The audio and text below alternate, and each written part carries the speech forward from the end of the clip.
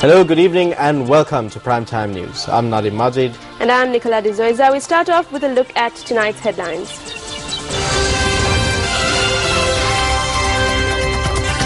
Upcoming presidential election not a challenge for the government which gave the people a good standard of living. A statement from the president. The Bar Association of Sri Lanka directs a letter of demand to the Municipal Commissioner of the CMC over the failure to remove unauthorized hoardings. Good governance can be achieved in the country only if institutions like the police function appropriately. A statement from the Secretary of Defence. Former Minister Navin Dissanayake calls on the chief prelates of the Malwathu and Askiri chapters.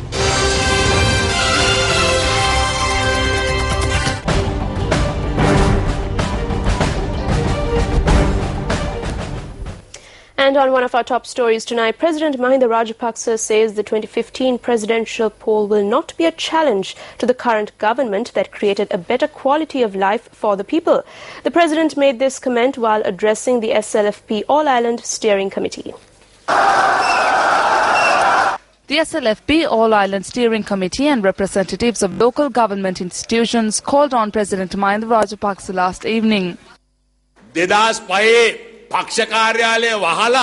In 2005, when all my offices were shut down and not even a single leaflet was printed on my behalf, it was you who shouldered my burden. Remember that.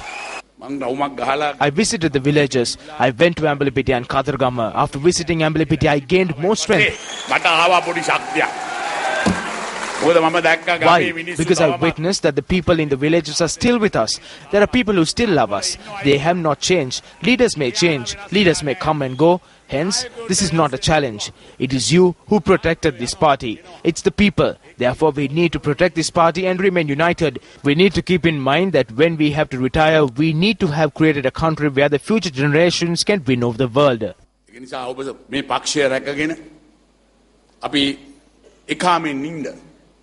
වැඩ කරන්න සමගියෙන් ඔබේ දුවට පුතාට ඔබේ අනාගත දරුවාට ඉපදෙන්න ඉන්න දරුවට ඊටන් රටක් හදලා ලෝකය දිනන්න පුළුවන් රටක් හදලා තමයි අපි විශ්‍රාම ගන්න කියන එකත් මතක් කරනවා.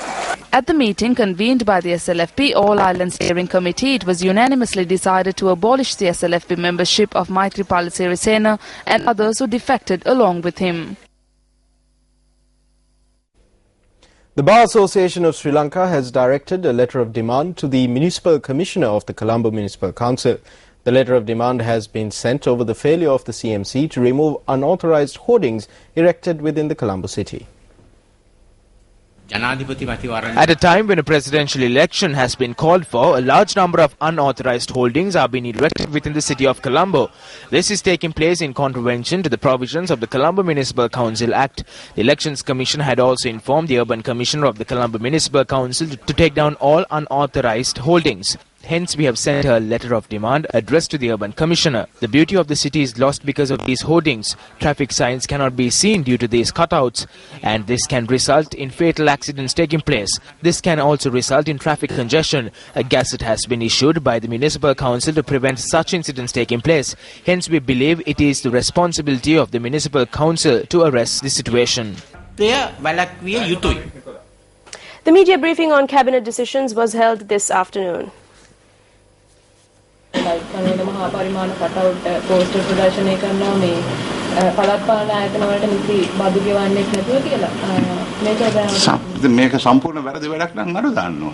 If it is wrong, it must be taken to court. Action must be taken from the relevant local government administration. It is wrong. All political parties violate election laws. For example, they say leaflets cannot be distributed. But there is a problem here. There is a preferential system and your number cannot be mentioned.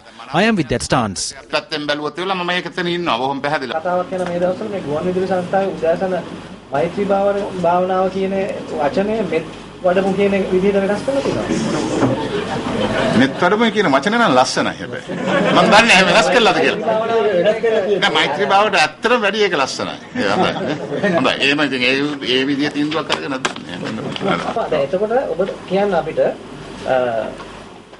ආණ්ඩුවේ මන්ත්‍රීවරුන්ට හෝ ඇමතිවරුන්ට මේ වෙනකොට අල්ලසා දූෂණ කොමිසමට පැමිණිලි කීයක් ලැබිලා තියෙනවද? ඔබගේ දැනීමේ I do not really know because it isn't relevant to me, so I did not look into it. But I will look into it and give you the exact number. But from what I have seen in the newspaper, there are a few. But if there are allegations, an investigation must be conducted and a report must be compiled.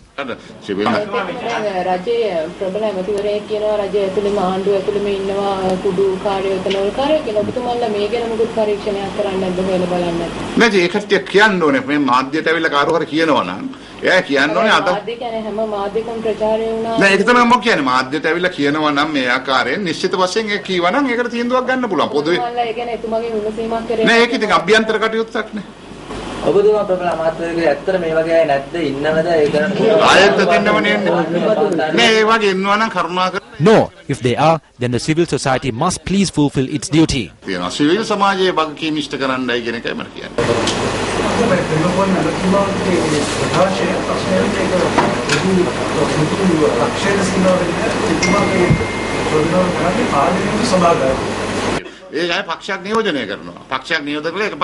They represent a party. Through the party, they become members of the alliance.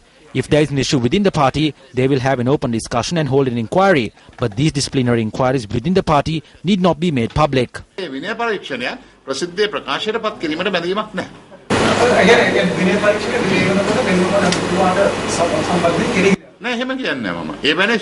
No, I wouldn't say that. When such a statement is made, if it is in violation of the party's fundamental discipline, an inquiry is made. A disciplinary inquiry will be conducted within the party.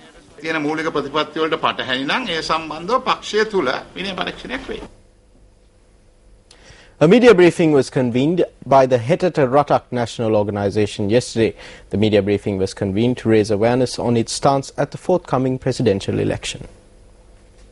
The media briefing, which was convened under the theme, The True Stance of the JHU, was attended by several monks who represented the JHU.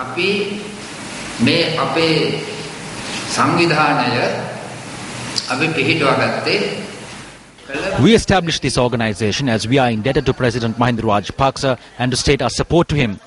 Can this executive presidency be abolished in a day or two or even a month as it is said? It is a legal matter. Yes, there are certain shortcomings. We all have shortcomings. All of these shortcomings cannot be addressed in full. Irrespective of how many factions or organizations are created, if all of these factions follow a disciplined work ethic and move along a righteous path, this could help spread the true teachings of the Dhamma. However, everything is happening under this basis, but in a different way. What we see is that everyone is working towards their own personal agendas by forming various parties. This is an inappropriate move.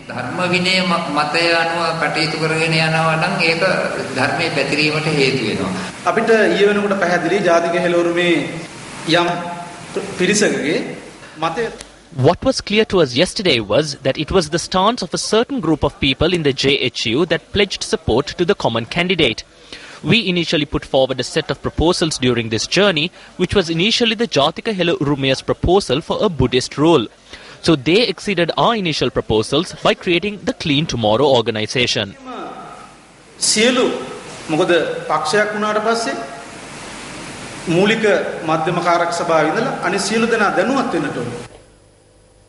Chairman of the National Sangha Council, Venerable Rajavatte Vappatera, announced today that they will endorse common opposition candidate Maithripala Sirisena at the forthcoming presidential election. The decision was announced at a media briefing convened by the council today. ජාතික සංඝ සම්මේලනයේ හැටියට යම් සම්මුතියකට එළඹුණා පොදු අපේක්ෂකයා හැටියට ඉදිරිපත් වෙලා ඉන්න Maithripala. The National Sangha Council arrived at a decision together with common opposition candidate Maithripala Sirisena. I state to the media that we have decided to pledge our support to common opposition candidate Maithripala Sirisena at the upcoming presidential elections. මේ වෙනකොට තීන්දුව කර තියෙන බව මේ වෙලාවේදී අපි මාධ්‍යයට ප්‍රකාශ කර සිටිනවා. ඇමතිගොල්ලන්ට ෆයිල් දාලා තියෙනවා. They have compiled files on all ministers. Some Buddhist monks have been suppressed to the means of precepts of Buddhism. Over the past few days, we repeatedly saw through the media how these were carried out. It is quite distasteful. The National Sangha Council is planning to host a Mahasangha convention. However, we were not granted permission to use the stadium we wanted to. I had to go to every urban council around Colombo today to get the stadium. But not a single place granted me the authorization. They refused to grant us permission, saying no matter what we say, they have received orders from the top, saying these locations have already been booked and nothing can be done. This is how far the executive powers have taken effect in the country. And on to another one of our headline-making stories tonight. Defence Secretary Gotabaya Rajapaksa says that good governance can be achieved in a country only if institutions like the police function appropriately. The Defence Secretary made this comment at an event held in Battaramulla earlier today. The program was organised to expedite the process of providing e-national identity cards. At this event, which was graced by the Defence Secretary Gotabaya Rajapaksa, motorcycles were presented to development officers attached to 32 divisional secretariats.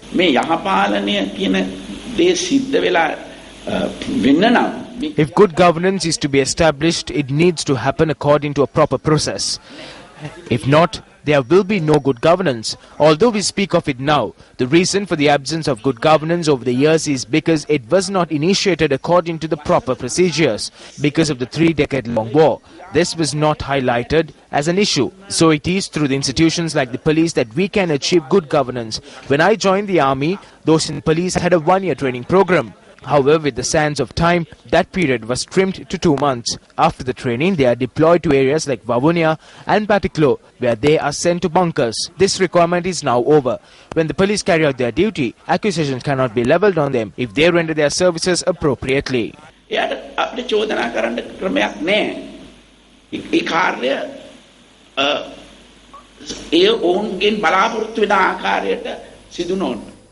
Deputy Leader of the United National Party, Sajith Premadasa, says that the government has forgotten the most important persons when distributing motorcycles.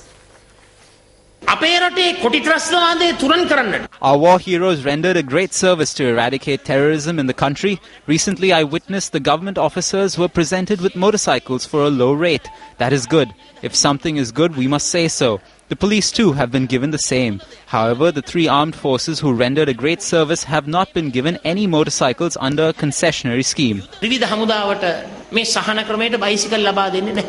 MP made this comment yesterday while attending an event to declare open the new Dhamma Hall at the Sri Visuddharama Viharya in Gamanupura Tissamaharama. MP Premadasa also made a financial donation towards the future development of the temple. The presidential candidate of the Sri Lanka Labour Party deposited his bond for the 2015 presidential election today. We deposited a bond for the presidential election today. Following the deposition of this bond, we look forward to working to ensure that His Excellency the President's victory will be a comprehensive one. At this time, the people have a singular hope to entrust the future to the President so he can make it a brighter future. Former Minister Navin Dissanayake called on the chief prelates today. Navin Dissanayake paid homage at the sacred temple of the Tooth Relic. Thereafter, he called on the chief prelate at the Malwata Viharya. I resign from my ministerial portfolio. I hope to work together with the forces that are working towards abolishing the executive presidency. I have already joined them, so both sides will be able to see this decision, but I can tell you that my actions were a result of what I felt in my heart.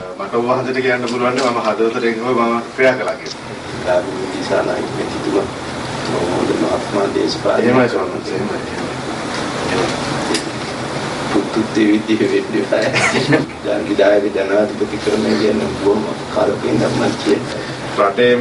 is essential that you stand tall and take brave decisions to move ahead in the country.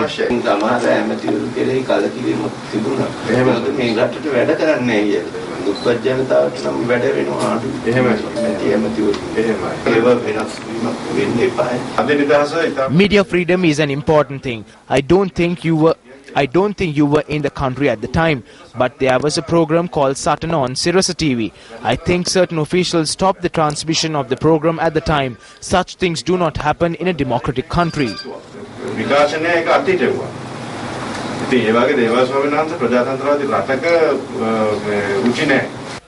Thereafter, former Minister Navin Dissanayake called on the chief prelate of the Askari chapter of the Siam sect, Most Venerable Udugama Sri Buddha Rakita Thera, at the Askari Mahaviharya. I do not know who will win or who will lose, but I believe this game of tug of war should be played in a free and fair manner.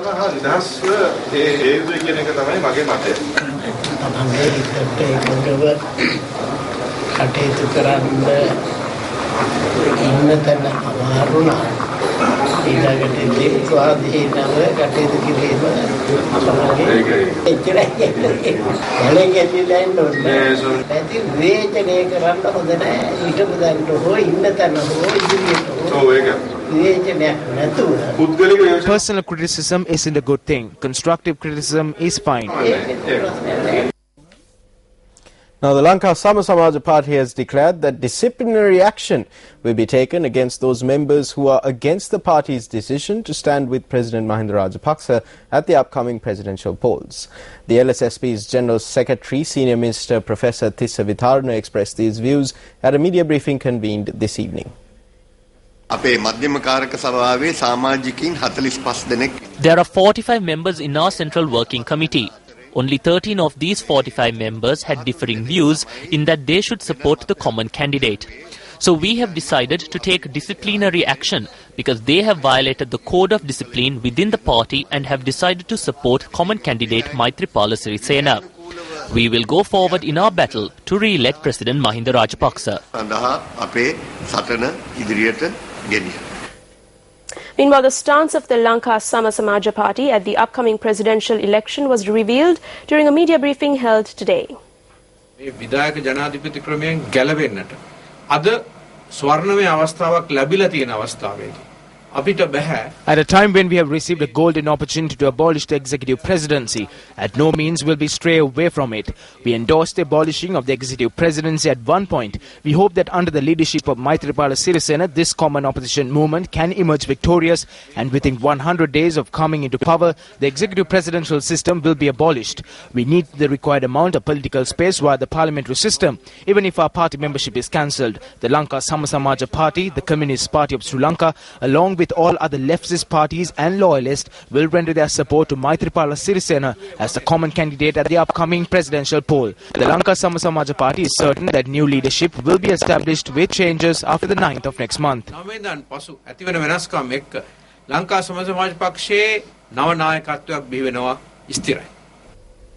Coming up on the news tonight. Protests erupt in the United States after the police officer accused of chokeholding Eric Garner to death is not indicted. Details on the Newsfirst International Desk.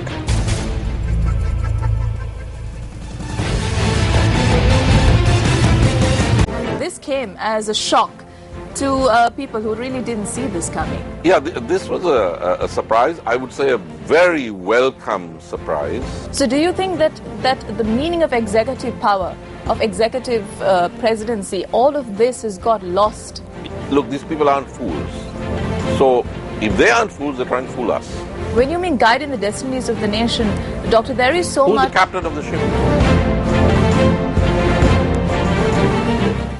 Still in local news, protests were organized today at 4 separate locations, obstructing vehicular movement along several main roads in the country.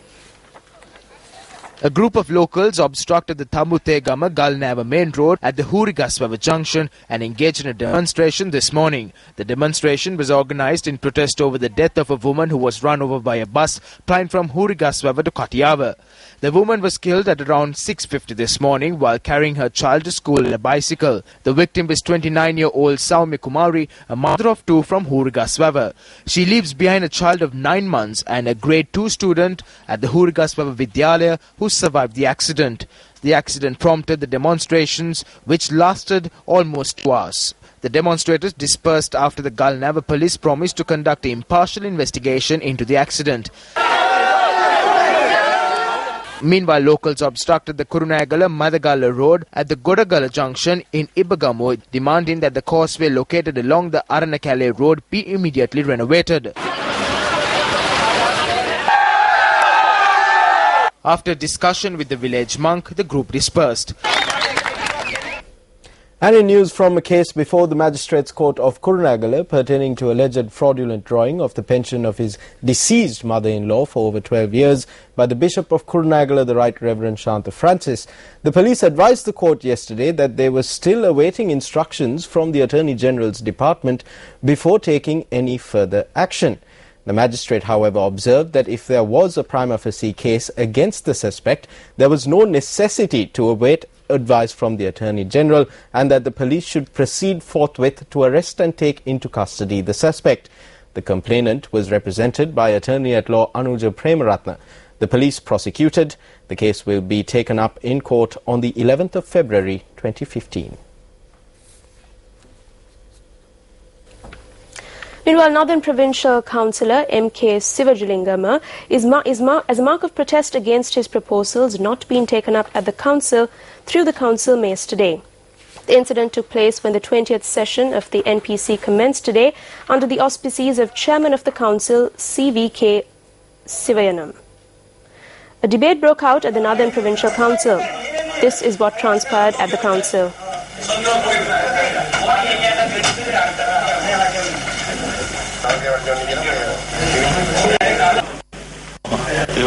You're watching News First, and up next is Action TV.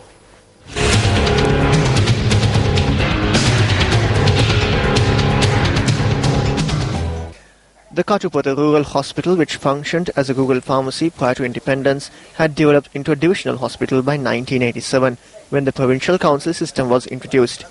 Since the system devolved certain health administration powers to the provincial councils, 26 years have now passed since the Katupatha Hospital came under the purview of the Northwestern Provincial Council. According to the categorization carried out by the Provincial Council in the present day, the Katupatha Hospital has been downgraded to a B-grade rural hospital. In spite of the categorization, the duties of the hospital have been gradually increasing rather than decreasing. The hospital, which on any given day has about 40 in-house patients, also provides treatment for more than 500 patients who visit the OPD on a daily basis. The exemplary service provided by the 60-member staff of the hospital has earned the hospital a number of awards as well. In spite of the success of the hospital, doctors who were attached here have left their official residences due to the lack of water. We went to see the minister and he said a well would be built to resolve the problem. But that was in January, and since then no authority has come forward to resolve this problem with us.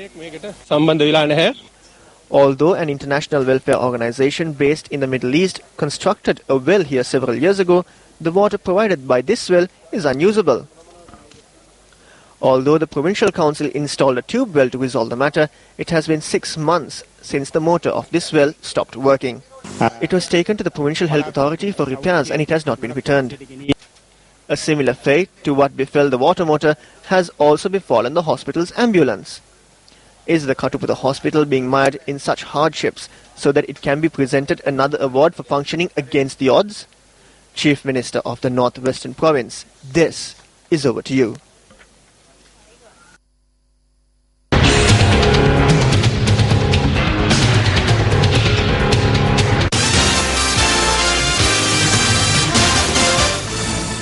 Another foundation stone was laid today to reopen the Kantale sugar factory under the auspices of the Minister of Sugar Industries, Lakshman Seneviratne.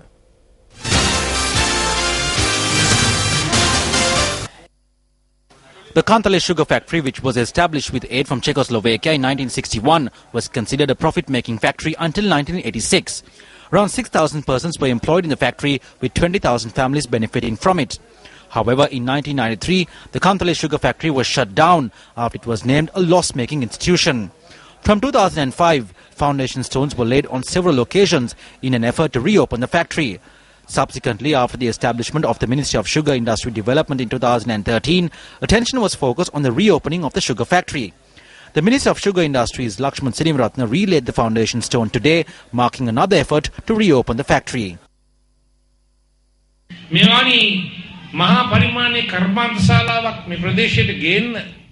are happy that we were able to discuss certain matters with the international bodies and take steps to establish a large-scale sugar factory in the area. We state with confidence that in 16 months from now, we will be able to open up a modernized sugar factory here in Kantale.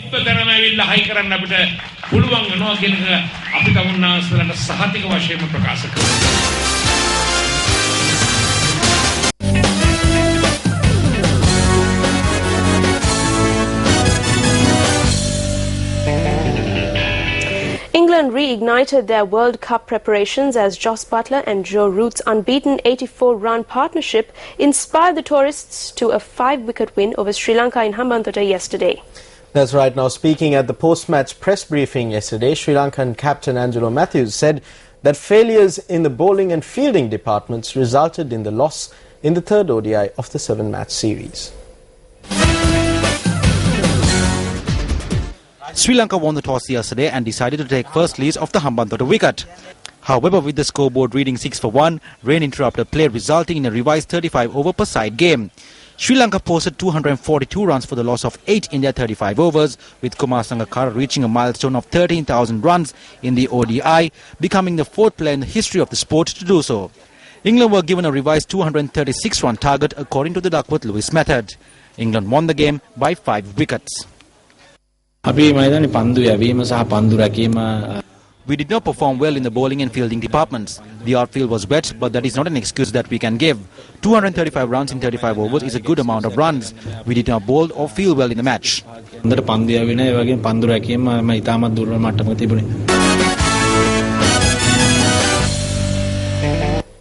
Well, Nicola, Sri Lanka's blind cricketers had much better luck. Sri Lanka stormed into the quarter-finals of the Blind Cricket World Cup, defeating hosts South Africa. Batting first, South Africa posted 131 for the loss of 9 wickets in 35 overs. And Sri Lanka reached the target, losing 2 wickets. Sri Lanka will face India in the semi-finals of the Blind Cricket World Cup. And that's a wrap of your primetime news. Thank you for joining us. For the News First team, I'm Nicola D'Zoiza. And I'm Nadim Majid. Just a reminder, you can keep abreast of all of the news we're following here at News First by visiting our website, Newsfirst.lk. You can also follow us on Twitter at Newsfirst_EN. Good night and good luck.